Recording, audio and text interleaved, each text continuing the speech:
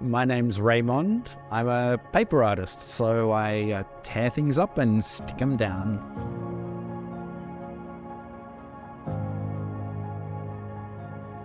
So when I first started working with collage, I used to spend hours trawling through magazines trying to find green or red or this particular color that I needed. And actually when I came to Seattle, I'm just tired of that. Often I would get halfway through a landscape and then just wouldn't have the right color to finish it. And so then I have to go over it again. And so then I sort of thought about putting a glaze over magazines to putting a thin wash of paint over a magazine page. And that had unexpected consequences. Sometimes it would speckle and split, and sometimes the images would ghost through the paint. And so the glossier the magazine, the better. The Vogue and Vanity Fair have really good texture, and I tend to subscribe or collect those magazines where I can, and then just overpaint them in a glaze, and then I create a color palette of work that I then tear up and stick down. I kind of want people to think about, when they see my work, think about where they live, what they're doing, and kind of put it in perspective with the age of the mountains and stuff, because whatever trouble you have today is inconsequential when you put it in the time frame of the world. It's funny, as a kid I used to cut out shapes from magazines and stick them on my bedroom wall, and so I've always been obsessed with paper.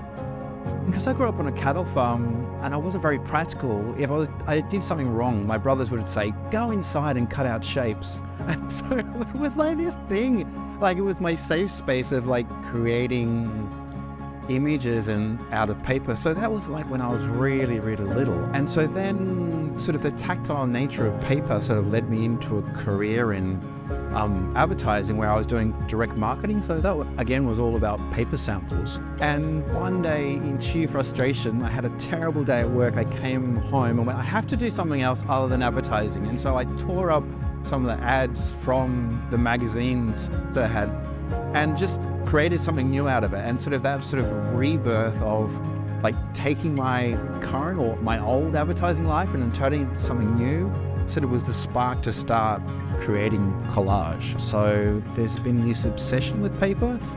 It shaped my career, but then also transformed my work based on just that tactile nature of paper. As an artist, when you're creating work, you're always thinking about, will someone buy this, or what am I doing? So you are expressing yourself, but in the back of your mind, you're going, is anyone going to like this? Whereas with Seattle Restored, you're just activating a space, and so you can do whatever you want, and it shows that space is cared for. And so originally I had planned just to put artwork in the window, and then when I saw the space, I went, I'm going to create a massive 3D diorama in this space. And it's a really good opportunity just to try something new and do whatever you want. It's remarkable. So if you want to get involved, the best thing to do is contact me on Instagram. You can see my work there. I have a website. I'm everywhere. And also on the Seattle Restored shopfront, you can see my work there and go to the website from there as well.